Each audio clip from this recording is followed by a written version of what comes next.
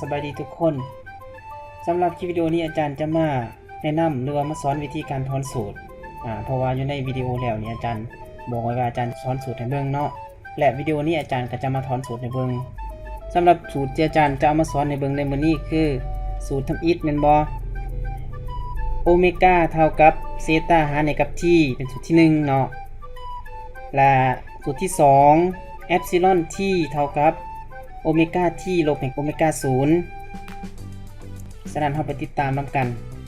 เริ่มจากตัวที่1เนาะเริ่มจากตัวที่1โอเมก้าเท่ากับเซตาหารในกับที่เพิ่นว่าศอกหาเซตาเท่ากับเท่าใดล่ะเวลาเท่ากับเท่าใดเนาะให้เฮาจื้อง่ายๆว่าอยู่ในการถอนสูตรนี่แม่นการศอกหาตัวลับของตัวใดตัวหนึ่งคือสมมุติว่าเนาะจากสูตรเดิมจากโอเมก้าเท่ากับเซตาหารในกับที่เฮาอยากได้เซตาแม่นบ่ตามหลักการของการคิดรายเลขเฮาอยากได้ค่าตัวลับตัวใดตัวหนึ่งต้องย้ายตัวที่บ่แม่นตัวลับออกเนาะคือย้ายที่ออกจากเซตาเมื่อย้ายไปเมื่อเฮาสิย้ายที่ไปแสดงว่ามันต้องขามเครื่องหมายแม่นบ่ฉะนั้นที่ย้ายขามเครื่องหมายเท่ากับจากหารขามไปจะเป็นคูณดังนั้นเราจะได้เซตาเท่ากับโอเมก้าคูณให้กับที่วันนี้เมื่อเราจะได้ที่เป็นว่าศอกหาที่หรือว่าศอกหาเวลาวันนี้เราจะได้ศอกหาเวลาเราก็จะย้ายตัวที่มีอยู่เบื้องเวลาออกให้เหลือแต่เวลาเท่านั้นเนาะฉะนั้นเราจะย้ายยังออกย้ายโอเมก้าออกเป็นบ่โอเมก้าเป็นอัตราส่วนคูณกับที่หรือว่ากับเวลานี้ฉะนั้นย้ายขามเครื่องหมายเท่ากับไปย้ายขามเครื่องหมายเท่ากับมาก็จะเป็นส่วนหารเป็นบ่ฉะนั้นเราจะได้เวลาเท่ากับเซตาหารในกับโอเมก้าเนาะสังเกตง่ายๆเมื่อเราย้ายขามเครื่องหมายเท่ากับแสดงว่าจากหารไปเป็นคูณจากคูณไปเป็นหารจากบวกเป็นลบจากลบเป็นบวกเนาะฉะนั้นในข้อที่1นี่เราได้แล้วมันบ่เราจะได้เซตาเนาะเซตาก็ได้แล้วเซตาเท่ากับโอเมก้าคูณในที่เวลาจะเท่ากับเซตาหารในกับความไวมุมคือโอเมก้าแม่นบ่มาเบิ่งตัวอย่างตัวที่2อยู่ในตัวอย่างตัวที่2นี้เพิ่นให้สูตรมาว่าเอปซิลอนคูณในกับที่เท่ากับโอเมก้าที่ลบให้โอเมก้า0เพิ่นให้สอกหาว่าเอปซิลอนเท่ากับเท่าใดโอเมก้าที่เท่ากับเท่าใดที่เท่ากับเท่าใดละโอเมก้า0เท่ากับเท่าใดเนาะฉะนั้นเราไปสอกนำกันตามลำดับ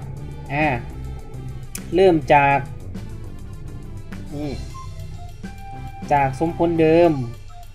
เอปซิลอนคูณที่เท่ากับโอเมก้าที่ลบให้กับโอเมก้า0ฉะนั้นเราจะได้เอปซิลอน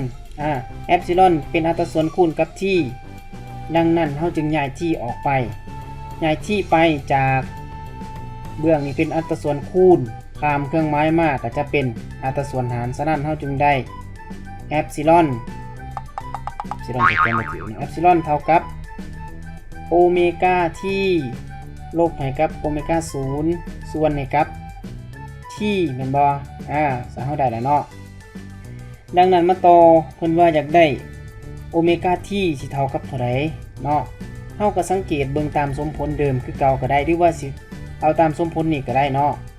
เมื่อเฮาอยากได้โอเมก้าที่เฮาก็จะย้ายตัวที่เบื้องเดียวกับมันออกคือตัวนี้เนาะย้ายโอเมก้า0ไปเหลือแต่โอเมก้าที่ฉะนั้นเฮาจึงได้แมนโอเมก้าที่เท่ากับเอปซิลอนกับที่เขียนไว้คือเก่าเอปซิลอนคูณที่โอเมก้า0เป็นอัตราส่วนบวกเป็นอัตราส่วนลบกับโอเมก้าที่ฉะนั้นขามเครื่องหมายเท่ากับไปเฮาจะได้เป็นบวกแม่นบ่โอเมก้า0ฉะนั้นโอเมก้าที่จะเท่ากับเอปซิลอนคูณที่บวกให้กับโอเมก้า0เนาะมาเบิ่งตัวต่อไปมันสอกหาเวลาหรือว่าสอกหาที่เนาะเราสังเกตเบิ่งตามสมผลตัวทำอิฐแม่นบ่อยู่ในสมผลตัวทำอิฐที่เพิ่นให้มาว่าเอปซิลอนคูณที่เท่ากับโอเมก้าที่ลบให้โอเมก้า0ฉะนั้นเฮาอยากได้ที่เฮาก็จะย้ายโอเมก้าออกไปแม่นบ่โอเมก้าเป็นอัตราส่วนคูณกับที่ เมื่อย้ายขามเครื่องหมายเท่ากับไปก็จะเป็นอัตราส่วนหารคล้ายๆกับตัวนี้เนาะ ฉะนั้นเราจะได้ที่เท่ากับโอเมก้าที่ลบให้กับโอเมก้า0หารให้กับแอปซิลอนได้แต่บอกมันนี่นะโอเคน้องง่ายบอเขาเข้าใจง่ายๆเนาะแล้วตัวต่อมามันนี่ตัวต่อมาเป็นสอกหาโอเมก้า0โอเมก้า0นี่เฮาสิสังเกตจากไสเฮาสังเกตจากตัวนี้ก็ได้แม่นบ่จากสมผลของตัวนี้ก็ได้หรือว่าสิสมผลของตัวนี้ก็ได้เนาะเอาสมผลของตัวนี้มันจะง่ายในเพราะเป็นค่าบวกเนาะฉะนั้น